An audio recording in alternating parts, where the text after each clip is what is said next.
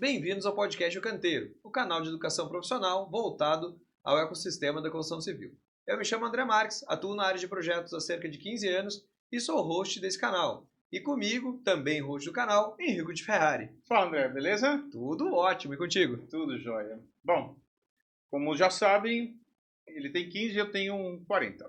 Então, temos boas histórias para contar. Não é isso? É isso. A nossa ideia é sempre trazer muito conhecimento para vocês, experiências, e espero que curtam.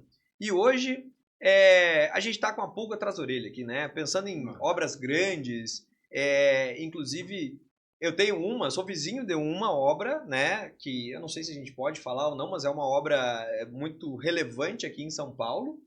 E uma obra aí de cerca de 300 milhões de reais, se não for mais. E o que me chama a atenção é quando eu olho lá na placa, a gente vê muitos dos big players todos juntos na mesma placa. Então, construtora, gerenciadora, empreiteiros e mais pessoas que até eu só ouvi falar de nome, não sei o que fazem lá dentro, né? Uhum. Mas a pergunta é assim, quem é que manda nessa porra toda, sabe? E aí eu queria te falar, cara, e aí, quem é o xerife de tudo isso, né? Boa, é um bom assunto. Maravilha. Quem é o xerife é a gerenciadora. Opa. Tá? Isso é um troço engraçado, que eu já vi vários comentários meio tortos, em que o pessoal vira e fala assim, não, eu faço gerenciamento. E aí entra o bendito PMBOK, que fala de gerenciamento de projetos, e aí tem gente que fala de gerenciamento de obras, mas no final do dia são técnicas de gestão. Uhum. Como papéis, a gente tem uma gerenciadora, que é uma representante técnica do cliente dentro do projeto. Tá? Então, por conta de todo o problema que existe de conflito de interesses numa obra, você precisa ter um cara técnico defendendo a visão do cliente. Porque por melhor que você contrate terceiros, eles sempre estão interessados nos seus resultados. Sim. Cara, eu me empolguei aqui. Para. Deixa eu ver. Galera, peguem papel e caneta. Eu já tô querendo anotar 1000 coisas aqui. Eu tenho certeza que isso faz parte do nosso dia a dia, que a gente tem muita dúvida sobre isso. Isso que tu trouxe é fantástico, da questão do gerenciamento de obras, gerenciamento de projetos, tudo é gerenciamento, mas são, no final, coisas diferentes. Tu vai apresentar isso para nós. Falou já agora na questão do conflito de interesses, que interesses são esses, então, moçada, peguem papel e caneta, que eu acho que o episódio vai trazer uma pós-graduação, né? E vamos tentar deixar em 40 minutos para não ficar em 1000. Mas Boa. vamos lá. Então, fala um pouquinho sobre o que seria esse... A gente entendeu que tem essa confusão do mercado dentro de gerenciamento de obras, gerenciamento de contrato, gestão, obras por administração e sei lá o que. Tem muitos termos que talvez confundam o dia a dia da galera e deve confundir de fato. E aí fala um pouquinho sobre essa questão dos interesses, né? Porque na hora que o empreendimento está crescendo, talvez não dê para, né, para você deixar o cachorro cuidando da linguiça e alguma coisa vai dar de errado em cima disso aí. Exatamente. Então, vamos lá. Mas, galera, anotem. Vamos lá. Bom, então, o que acontece? Quando você contrata uma empresa, ela te dá um preço em cima de uma condição lá que foi estabelecida e, com certeza, a margem do cara não é lá essas coisas. Perfeito. Então, qual que é o objetivo de qualquer empresa trabalhando num projeto com a complexidade que tem uma obra? Arrumar jeito de aumentar o faturamento. E como fazer isso? Vende mais. Arruma uns aditivos, vai falando, não, mas isso aqui não estava, mas isso daqui não sei o quê. E aí imagina um cliente que normalmente, quando a gente está falando de obra grande, é um player que não é uma empresa de engenharia. Perfeito. É um grupo financeiro, é um cara que... um fundo de investimentos, são uma série de players que, assim, os caras são muito bons de dinheiro. De negócio, né? Mas não são de engenharia. Excelente. Então, você precisa ter alguém para regular todo esse processo. Você sabe que nessa semana eu passei exatamente isso. Claro que era um projeto temporário, de um grande evento, né? E, enfim, não vou divulgar nada aqui, mas Mas o maior evento que vai acontecer no Brasil nos próximos meses, não é isso? Sem dúvida. E aí o pessoal comentou assim, cara, fui olhar o ar-condicionado e achei muito caro. Eu falei, mas quem fez o projeto? Não, eu perguntei para ele o que ele me forneceria. Poxa, mas o cara tem interesse em te vender, ele vai onerar aquilo lá, né? E é como tu tá falando. Então não, e é esse o conflito de interesses. Então a gente tem que ter um profissional habilitado, capacitado, experiente, focado do lado do investidor falando, sim, isso vai, não, isso não, né? É quase como, sei lá, eu me imagino num país oriental indo almoçar. Eu tinha que ter um local para falar, não, isso pega, não, isso não pega, né? Porque senão eu ia fazer merda, né? Quero ver comer um negócio que eu ia odiar, né? Então é o papel que tem que ter. Exatamente. E aí agora a gente vai desenrolar esse papel, tá? Para a gente entender ao longo do ciclo de vida de um projeto quão importante é essa figura. Maravilha. Tá? Então, vamos conversar falando sobre a conceituação de um empreendimento. Então, alguém tem uma ideia. Via de regra, esses caras, investidores e não sei o quê, eles têm ideias mirabolantes. Só que isso tem que ser transformado em mundo real. Perfeito.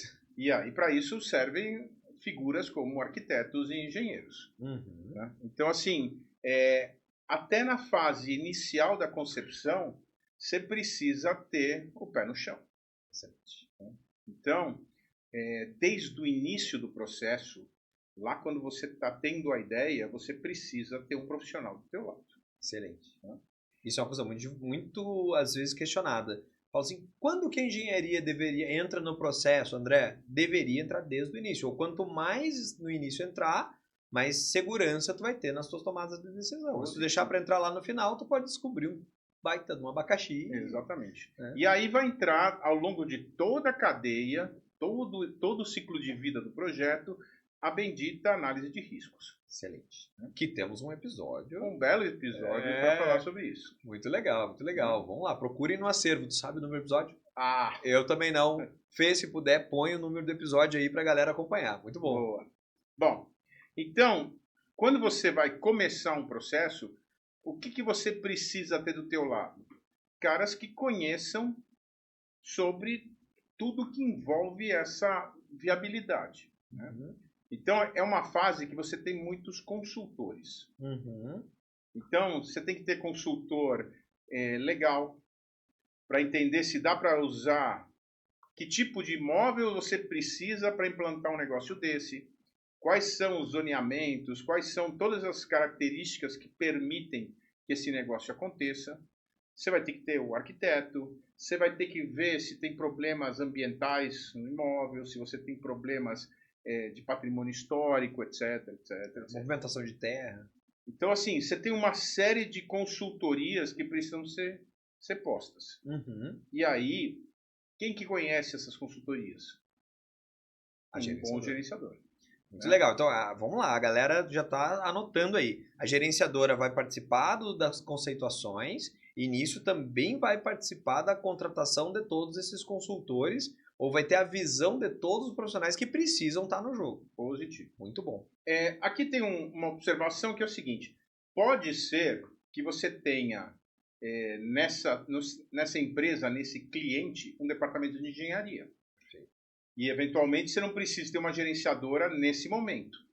Mas nem todos os grupos de investimento têm um departamento de engenharia atrelado. Perfeito. E não tendo, você precisa ter alguém que faça essas vezes, certo? Sim. Não, e muitos que têm, eles são muito preliminares. Eles apoiam a tomada de decisão do negócio, empresa, Sim. Mas eles não põem a mão na massa para aprofundar. Não põe. Mas digo, talvez nesse primeiro momento Sim. não precise. Mas depois vai precisar, né? Isso não tem a dúvida. Uhum. Aí você tem que analisar todas essas informações, todos esses negócios junto com um terreno. Um local, né? Exatamente. E aí a tomada de decisão sobre a compra do terreno já precisa ter toda essa análise. Perfeito. Então, eu me recordo, por exemplo, quando a gente ia viabilizar shopping centers. A gente chamava uma série de consultores, ia no imóvel, fazia prospecções, entender basicamente qual é a sondagem, como é que é aquele terreno, se aquele terreno tem alguma dificuldade muito grande. Não é para fazer o projeto de fundação, Sim, é sim. só para entender o tamanho da encrenca que você está se enfiando. Sim, né? sim. O laudos ambientais.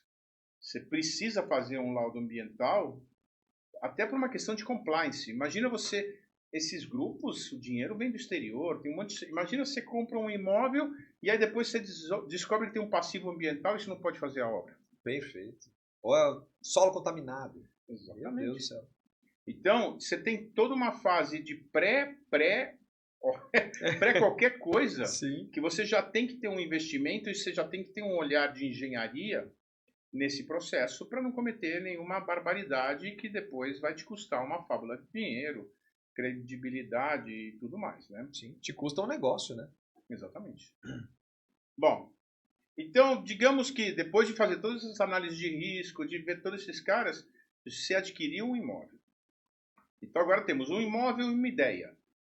Agora a gente precisa começar a desenvolver projetos. Uhum. Agora a gente vai entrar numa fase que chama-se licitação, contratação. Que ela se replica depois lá na frente quando a gente for falar das construtoras ou das empreiteiras, porque eventualmente você contrata uma empresa para fazer as fundações, depois contrata a construtora ou qualquer coisa do estilo, né? Ou seja, contratações vão ter em várias fases. Agora a gente vai falar da concorrência e contratação de projetos, que a gente está no início do jogo. Exatamente. Muito bom. Então, a gerenciadora vai preparar um edital descrevendo o que ela precisa para desenvolvimento dos projetos. Perfeito. Em paralelo, ela vai criar um papelzinho interessante que chama Vendor List, que é relacionar empresas que estariam capacitadas para fazer esse tipo de projeto. Então, normalmente, você pega essa tua lista de conhecidos ou empresas conhecidas, não sei o quê, elenca elas e apresenta para o cliente. E poderia ser o quadro de concorrência, não é bem isso. Não, é antes. É antes, né? Eu nem chamei ainda a Modo. Perfeito. Eu estou dizendo para o meu cliente que a Modo é uma empresa de projetos. Pode ser convidada. Que pode ser convidada. Que tem expertise para fazer esse tipo de projeto. Maravilha. Então, esse é o instante inicial. Eu estou fazendo um edital no qual eu descrevo que projetos que eu quero comprar, né? Quais são as características desses projetos, todas aquelas informações que vão fazer com que as empresas consigam orçar. E aí eu estou apresentando para o cliente a lista de empresas que eu estou entendendo que sejam qualificadas para fazer. Maravilha. E, eventualmente, o cliente também pode ter empresas para indicar. Pré-qualificadas. Exatamente. Muito bom. Aí tem um negócio que eu aprendi uma vez com o dono de uma gerenciadora que eu trabalhei, que era uma frase muito boa, que era o seguinte: se você não quer que uma empresa ganhe a concorrência, não ponha ela no vendor list. Muito bom. Porque às vezes, põe esse cara aqui, aí na hora ele ganha. E aí você fica numa saia justa gigantesca, assim, Sim. pô, mas... E é legal esse teu comentário, que é engraçado, trágico e engraçado, mas é real, que às vezes o contrário também acontece. Esse tempo a gente entrou numa concorrência e quando a gente foi fazer o follow, ligou pro órgão, né? Era um negócio bem emblemático. E a gente falou, e aí, né? Vai andar, não vai andar? Ele falou assim, André, desculpa, sabe por que não andou? Porque não conseguimos fechar o quadro mínimo de concorrência. Então, às vezes tem uma dificuldade, por outro lado, de pôr o número mínimo de players para que aquela concorrência seja, vamos dizer assim, sólida. Só que daí tu não pode botar também qualquer um ali, porque vai que aquele qualquer um ganha. Aí olha a merda que isso pode acontecer. Então tem tudo a ver com o papo, né? Sim. Bom, aí, após a aprovação desse vendor list e depois de ter aprovado o edital, né? Quer dizer, tá todo mundo de acordo com isso, quais são as condições de contratação e tudo mais. Aí você vai a mercado e bota essa concorrência na rua. Uhum. E aí a gerenciadora vai ter o trabalho, que via de regra não é pequeno, de esclarecimentos. Tem toda uma fase em que as empresas questionam, e aí tem que ter uma lisura gigantesca no processo, quer dizer, todo mundo pergunta, você pega as informações e devolve para todos no mercado para não ficar alguma coisa que um tem uma informação privilegiada em relação ao outro, né?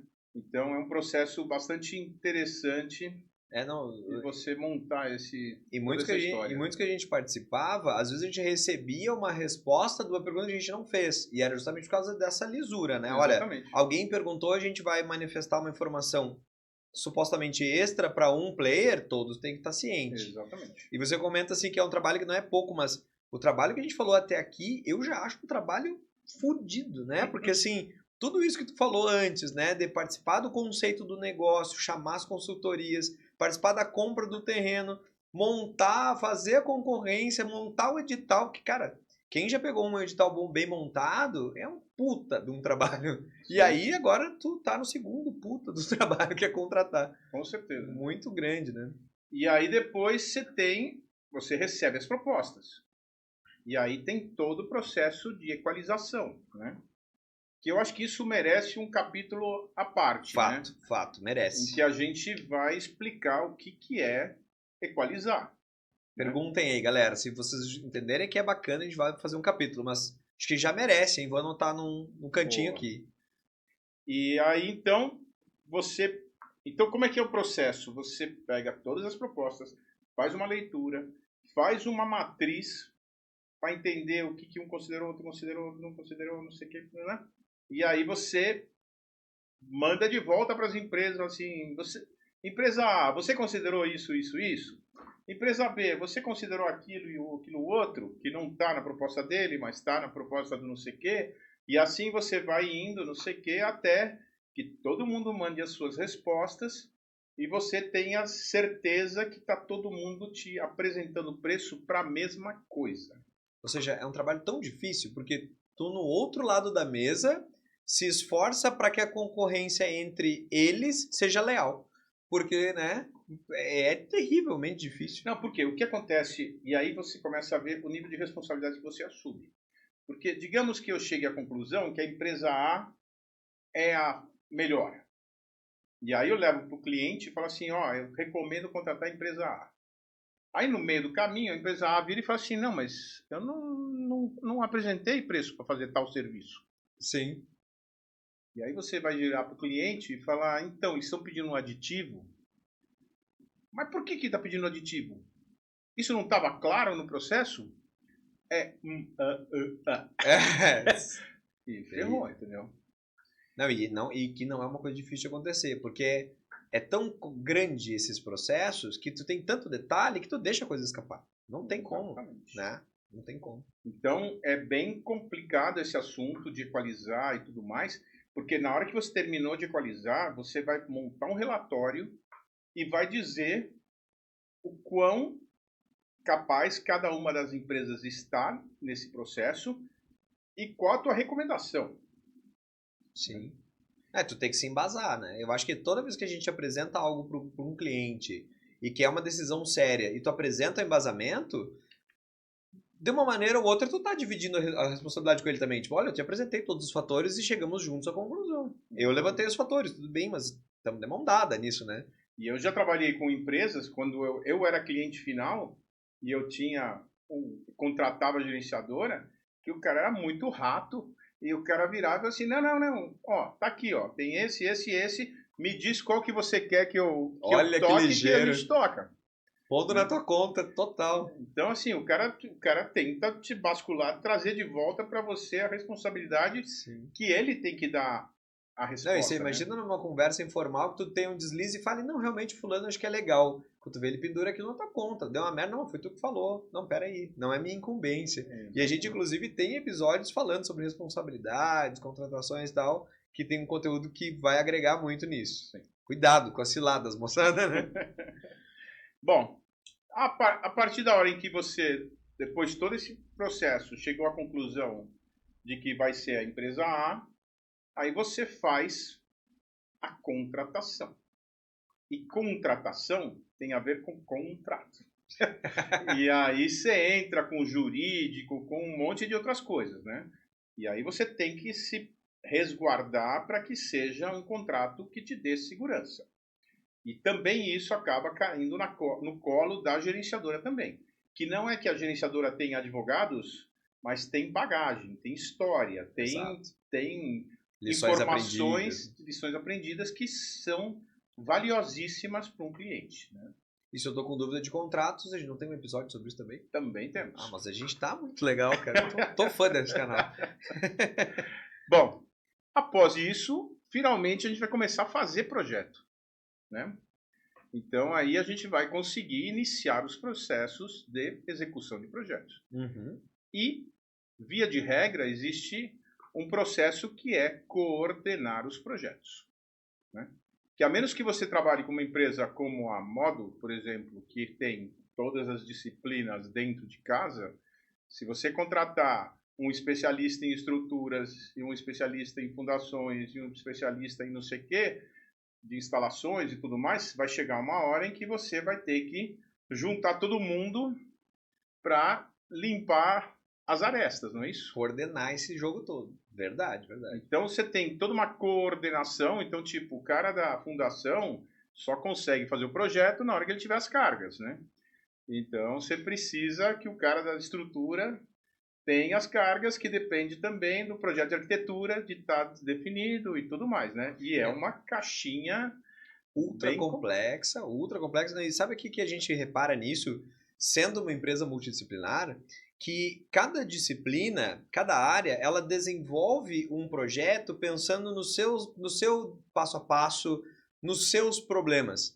Só que às vezes ela está trabalhando nos seus problemas e que não é o problema do empreendimento naquele momento. E tu vê que as disciplinas não andam da mesma forma. Juntar isso, essa sincronicidade de uma engrenagem muito grande com uma engrenagem muito pequena, ao mesmo tempo dividido pelo período de desenvolvimento do projeto, é muito complexo. Vira uma guerra. Então, sem uma gerenciadora, é impossível de dar certo. E, claro, tendo uma empresa, né, como a Modo, a gente consegue dar um suporte muito maior. Teve situações em que os clientes nos contrataram e tinham gerenciadora, e aquela gerenciadora virou nossa cliente, porque daí a gente tem uma parceria muito mais forte. E teve casos que o cliente, inclusive, falou, não, eu estou seguro com vocês, e pausou o contrato da gerenciadora para falar, não, olha, você vai entrar no final do processo de projeto, porque o projeto está consolidado, a gente está seguro com quem está. Mas são poucas empresas que realmente atuam de maneira multidisciplinar. Muito bem colocado. Joia. Bom, e aí então a gente tem duas coisas, né, nesse processo de desenvolvimento, que um é a coordenação e o outro é a compatibilização, não é isso? Puxa vida, agora me conta. Agora a galera morreu lá do outro lado, né? Inclusive, mais uma vez, termos que confundem a galera, né? E a gente estava discutindo justamente isso. A compatibilização, ela fica muito mais atrelada até ao próprio termo de ver se tudo conversa de maneira correta, né? Se tu colocou um equipamento lá, tem que ter o ponto elétrico na tensão, né, com a potência necessária. Se tem um ponto de água, tem que ter um dreno, um ralo. Tu tem que compatibilizar, tudo tem que funcionar, né? A sanca, a esquadria, o pé direito, o quadro, a bomba, o ruído, o desempenho, que é muito atual hoje em dia, né? Então, às vezes o cara, um tá olhando para uma coisa, o outro tá olhando para outra, junta tudo isso e dá um maior chabu. Isso aí é a compatibilização de projetos. Mas e a coordenação de projetos, Henrique? O que tu me diria da coordenação? Então, é isso também? Não, eu acho que a coordenação ela pode se resumir mais a uma questão de tempos, né? E, lógico, tem uma questão de escopos, né? Uhum. Mas quando a gente pensa em quando eu vou ter a informação... Então, por exemplo, falando em linhas bem grosseiras e simplistas, o cara da hidráulica tem que dizer qual é a reservação que você precisa ter na caixa d'água, e aí com a reservação, com o volume de água que você vai ter na caixa d'água, você vai poder dimensionar as cargas que vão estar chegando na fundação, e aí o cara da fundação vai conseguir fazer o projeto de fundação. Perfeito, né? perfeito. Então, Um depende assim, do outro, né? Exatamente. Você tem que coordenar tudo isso, porque não adianta falar assim, não, começa aí o projeto de fundação. Ah, cadê as cargas? Ah, então vou começar o projeto de estrutura. Cadê a carga lá em cima? Vou ter que começar o projeto de hidráulica, né? Sim, então, assim, sim. isso, eu entendo que isso é a coordenação, né? Não, e aí assim, a estrutura precisa do piso a piso, mas o piso a piso barrou por causa do tamanho da esquadria e a sanca. Aí quando todo mundo depende de todo mundo. E aí isso vira um emaranhado, um mafagafo, um ninho de gato, né, cara? Exatamente. E aí, assim, a compatibilização, eu acho que o BIM e tudo mais consegue te ajudar bastante nesse processo, né? Com certeza, com certeza. Mas sabe que eu acho que um não funciona tão bem sem o outro. Tu buscar compatibilizar sem uma coordenação, eu já vi, inclusive no BIM, quando roda, os clash detections e tal, teve um exemplo muito emblemático que nós fizemos há anos atrás, que era um hospital. Então a gente rodava o clash detection, sabe a densidade de instalações no hospital, dava uma pancada, mais de 1000 conflitos. E a gente pegava, juntava uma equipe com 15 profissionais e falava, vamos resolver os conflitos. Dava uma semana, rodava de novo. Tinha 2000 clash. Eu falava, vocês estão malucos? O que acontece? Tinha duas coisas pegando. Cada um mudava de posição, que daí, em vez de 2 conflitos, virava 10. Chegou ocasiões a gente fazer uma nova reunião, ter virado um caos de eu falar, galera, muito legal a tentativa, vamos voltar para o modelo de 10 dias atrás e vamos retomar. Então, a coordenação é fundamental. O BIM, claro, ele te dá uma visibilidade, né? Tu pega na mão muito mais fácil, né? Diferente do... Inclusive, por que se chamava layers, né? Alguns softwares chamam de camadas. Por quê? Porque se tinha vegetais, né? E se colocava várias camadas em cima para te olhar. Então, tu tinha arquitetura, aí tu botava camada da estrutura, camada da hidráulica, camada da elétrica, camada da mecânica. E aí tu ia marcando um em cima do outro, descobrindo na unha, imaginando e tal. Beleza, o BIM passa por tudo, acelera esse processo, nível de visualização e simulação da tua obra é extraordinário. A gente está construindo virtualmente. Mas sem a coordenação, é uma Ferrari com cara sem habilitação. Pode dar merda, né? Beleza. Bom, então, ainda estamos fazendo desenvolvimento de projetos, né? Pô, mas essa agenciadora não faz nada, hein? Assim, na hora que a gente já tiver os projetos num certo estágio de desenvolvimento, a gente pode começar a fazer orçamentos preliminares e entender se estamos indo na direção certa, né? Se a gente vai ter dinheiro para fazer aquela obra ou não vai ter dinheiro para fazer aquela obra, né? Sim. Então, assim, existe nesse processo, a gerenciadora também participa dessa validação das soluções propostas para entender se está funcionando. Sim. Ou, por exemplo, sei lá, decidiu-se que a fundação vai ser hélice contínua. E aí você vai, a gerenciadora vira e fala assim, estou com uma obra aqui com hélice contínua e está demorando 60 dias para chegar o equipamento. Você não tem uma solução em pré-moldado? Perfeito. Entendeu? Então, assim, tem uma série de inputs que a gerenciadora pode ajudar para tomar decisões que sejam mais viáveis do ponto de vista de tempo, de orçamento, de tudo mais, né? Das restrições. Muito bom. Isso que tu coloca, a gente entende numa importância tão grande que a gente, aqui pelo menos na moda, a gente gosta de planejar e auxiliar o cliente em todas as tomadas de decisão. Esse episódio está quase um episódio de venda da moda, hein? Eu estou te devendo a cerveja. Mas a ideia não é essa, mas a ideia é entender a importância da tomada de decisão. Então, por exemplo, lá, você decidiu de um dado tipo de fundações. O engenheiro que está fazendo aquele projeto, por exemplo, ele vai calcular e vai te apresentar numericamente que é aquilo lá. Mas na hora que tu vai ver o planejamento, a fila de espera, a regionalidade, aconteceu já de vezes a gente chegar e falar assim, olha, a solução que mais dá desempenho aqui, sei lá, é estaca pré-moldada estrela. Mas a obra é no Rio Grande do Sul e a fornecedora é em Minas.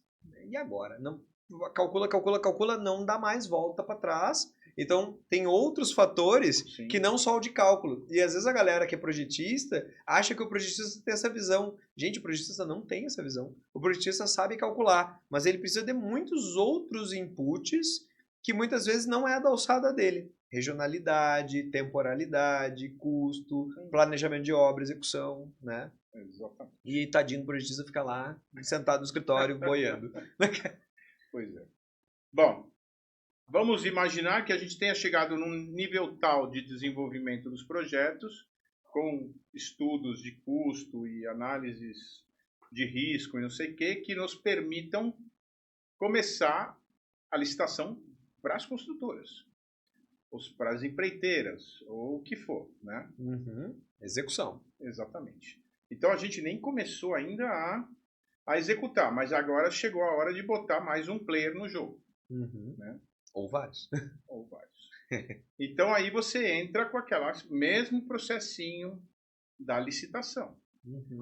Fazer o edital, fazer o vendor list, chamar as empresas. No caso, quando você já está com construtoras, existe uma atividade a mais que é visitas técnicas.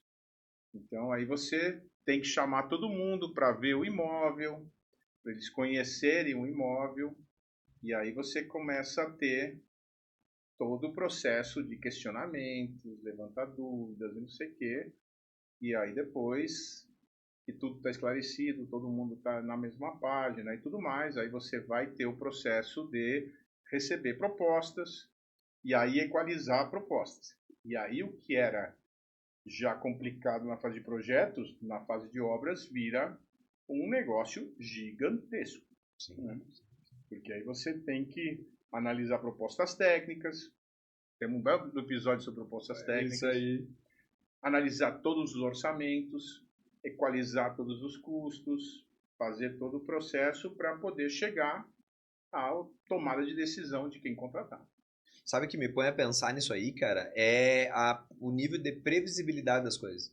Eu fico imaginando, assim, ó, antes de se construir, tu tem uma obra muitas vezes de grande porte, tu tem que imaginar, prever tudo o que vai acontecer nos mínimos detalhes para que tu consiga montar um edital seguro e tudo mais. Aí é um trabalho faraônico, né? É muito trabalho. Sim. E tu não deu uma pasada de terra lá ainda, né? Não tem Exatamente. nada. Muito complexo. Digamos que aí chegou o momento em que você contratou a construtora, ou as empreiteiras, ou a construtora e as outras empresas, né? Então, toda aquela coisa de contrato de novo e tudo mais. E aí depois a gente vai para a fase de execução.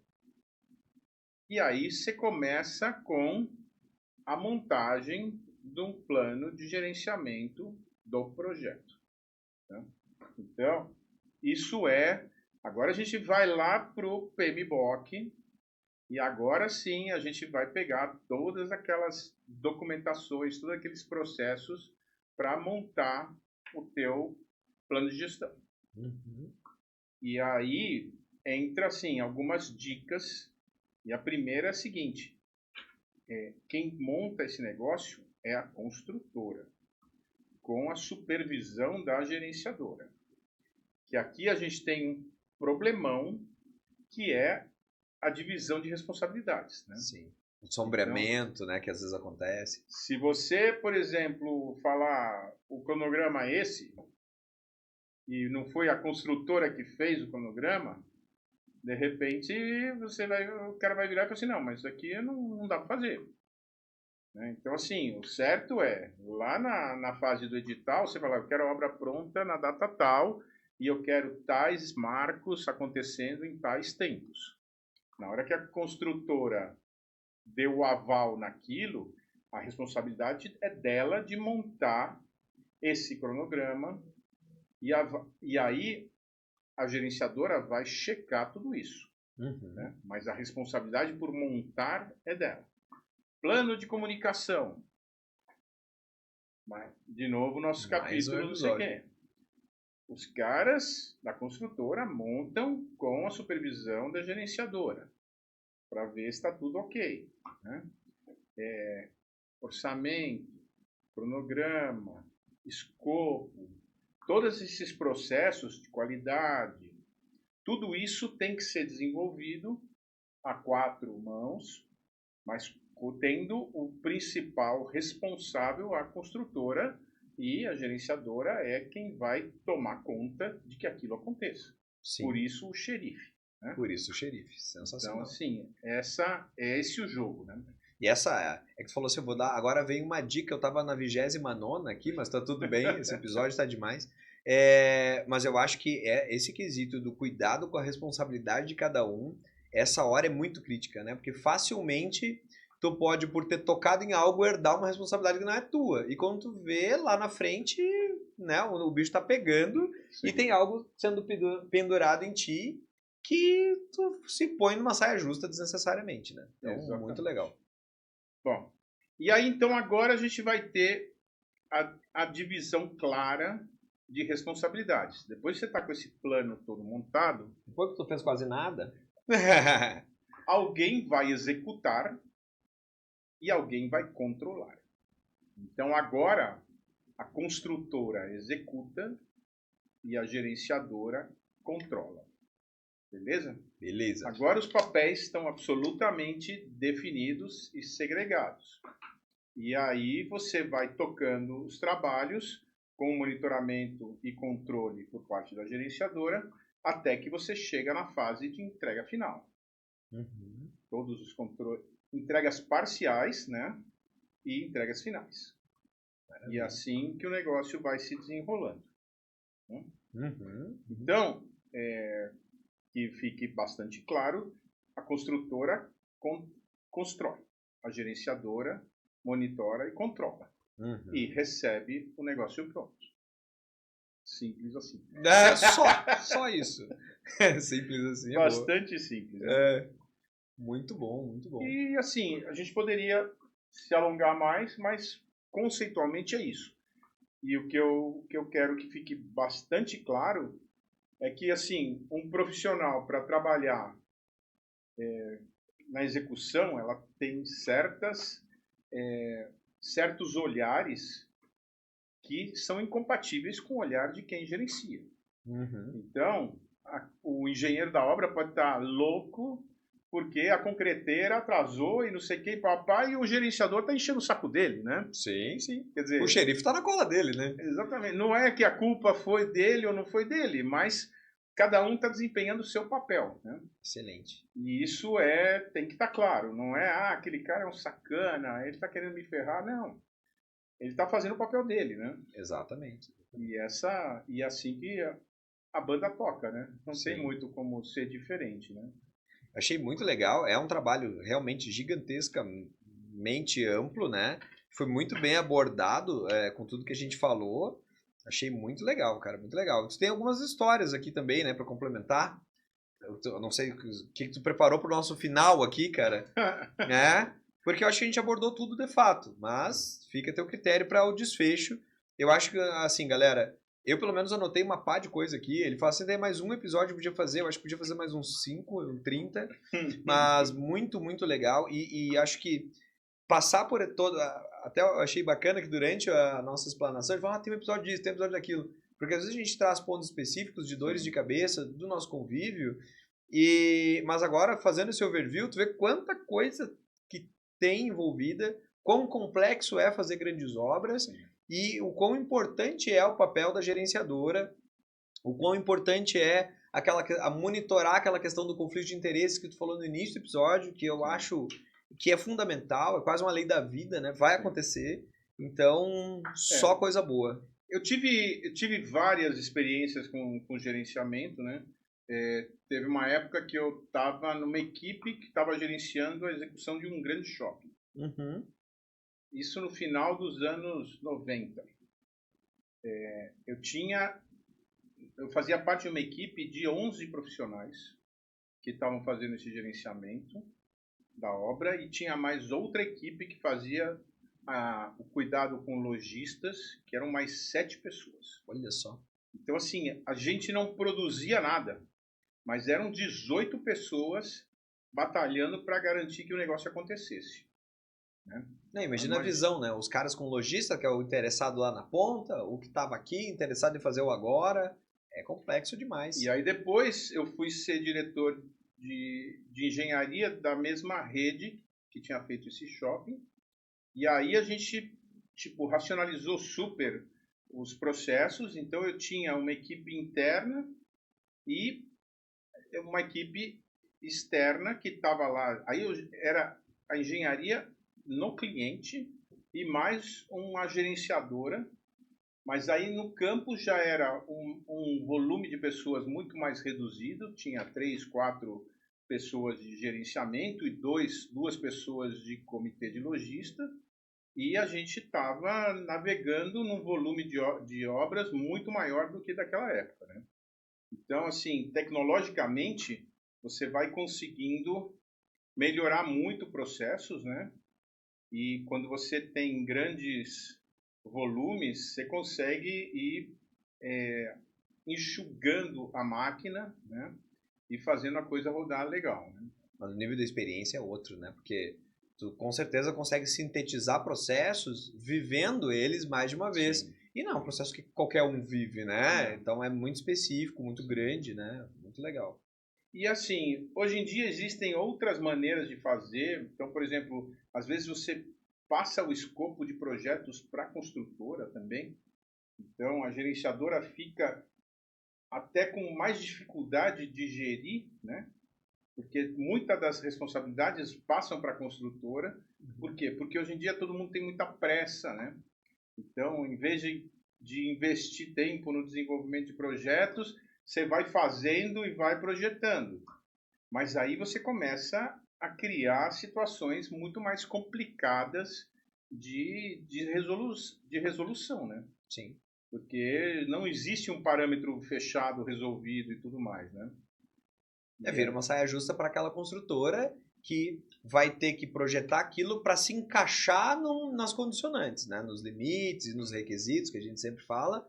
E aí daí vem, inclusive, excelentes profissionais e empresas construtoras que têm setores de reengenharia fortíssimos. Justamente por causa dessa condição, do fomento do turnkey. Às vezes também assim, cara, obra é fácil. Olha, a gente está aqui há 40 minutos falando só da gerenciadora, todos esses papéis, episódio incrível e o quão complexo é. Então, em alguns casos, o empreendedor quer fugir disso. Então ele fala, cara, vou fazer um turnkey, a grana é essa, eu quero a chave. E tchau pra ti, né? Aquela história, não vamos dividir o problema é teu. E vai embora. Só que a entrega vai ser alguma coisa que não necessariamente é o que você tinha imaginado. Exatamente. O controle sobre isso minora, perfeito. Não tem almoço grátis, né? Não existe almoço grátis. Muito legal, eu adorei. Galera, façam perguntas, questionem. Eu acho que esses episódios são num nível de... Eu ia falar, eu não posso falar simplicidade, porque senão vai ter alguém que vai me atirar na caneca. Mas eu acho que eles são claros, sabe? E isso é o que faz a diferença. Então a gente aqui em 40 minutos consegue passar por tudo isso e ficar claro na cabeça de todo mundo que o negócio é complicado, que o negócio ele requer atenção, tem que dar valor a todos os players envolvidos e temos que ter boas gerenciadoras no jogo. A gente vai trazer ainda para os nossos outros olhares, gerenciadores e construtores e todo mundo para dar um pouco mais de visibilidade para esses assuntos. Vai ser maravilhoso. Muito obrigado. Obrigado, galera. Curtam o episódio, sigam o canal, mandem comentários, nos questionem, né? Então, fiquem à vontade e até a próxima. Até a próxima. Obrigado, galera. Tchau, tchau.